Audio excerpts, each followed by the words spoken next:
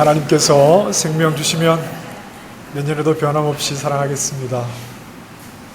어떤 사람이 있다고 한번 생각하십시다. 이 사람은 굉장히 믿음 안에서 반듯한 사람입니다. 어떤 허물을 찾기도 어렵고 굉장히 믿음 안에서 부족함이 없이 반듯하게 살아가는 사람입니다. 하나님을 사랑하는 마음이 뜨겁고 또 하나님 말씀에 늘 순종하고 믿음 때문에 손해가 있어도 그 손해를 감수하고서라도 하나님 앞에 바른 믿음을 지켜가려고 하는 사람입니다. 그 사람을 보면 꼭 예수님을 보는 듯한 그런 생각이 드는 사람이 있습니다. 왜 목사님이 아침부터 내 얘기를 하지? 굉장히 행실이 믿음 안에서 반듯해서 모든 사람의 본이 될 만한 사람이 있다고 한번 생각해 보십시다. 자, 이 사람의 행실은 구원의 조건으로서의 행실이라고 봐야 합니까? 아니면 하나님의 구원의 은혜를 경험한 사람이기 때문에 그런 행실이 나타난다고 봐야 합니까?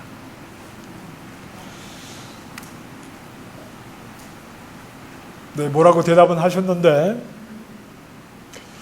이 사람이 보이는 반듯한 행실은 그래서 저 사람이 구원을 받겠구나, 이게 아니라 저 사람이 살아계신 하나님을 알고 하나님의 은혜를 깨달았기 때문에 저렇게 변화된 모습으로 살아가는구나, 이렇게 보는 게 맞겠죠? 자, 그러면 또 한 가지 질문을 하겠습니다. 하나님의 은혜를 깨닫게 되면 하나님의 은혜를 깨달은 그 순간부터 사람은 100% 변화되는 겁니까? 100이 부담되면 한 90% 정도로 할까요? 하나님의 은혜를 내가 하나님의 은혜로 구원을 얻었구나, 이 은혜를 깨닫는 그 순간부터 사람은 변하는 겁니까? 그건 아닙니까? 시간이 좀 걸립니까? 얼마나 걸릴까요? 사람마다 다릅니까? 제 질문에는 함정이 없다고 그랬습니다. 이렇게 성도들이 담임 목사를 못 믿어서요. 자, 한 10년이라고 생각해 보십시다. 한 10년. 하나님의 은혜를 깨닫고 10년이 지났을 때 이 사람의 행실을 볼 때 이야, 정말 구원 얻은 하나님 백성답다. 그 기간이 한 10년이라고 생각을 해 보십시다. 자, 그렇다면 그 사람은 언제부터 구원을 받았다고 해야 합니까? 하나님의 은혜를 깨닫고 그 순간 완전히 사람이 바뀌지 않았다면, 그 바뀌는데 예를 들어 한 10년의 시간이 걸렸다면 이 사람은 언제부터 구원을 얻었다라고 말을 해야 됩니까? 1번, 10년이 지난 그때, 완전히 삶이 바뀌었을 때. 2번, 하나님의 은혜를 깨달았던 그때. 3번도 있습니다. 3번, 이미 하나님의 은혜를 깨닫기도 이전부터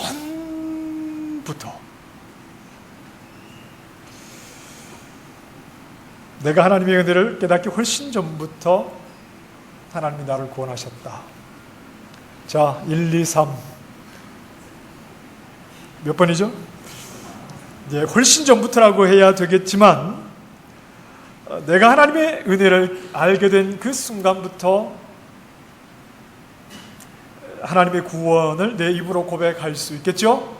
하나님의 은혜를 내가 깨달은 그 순간부터 하나님이 나를 구원해 주신 은혜에 감사합니다, 이렇게 구원의 고백을 할 수 있겠죠?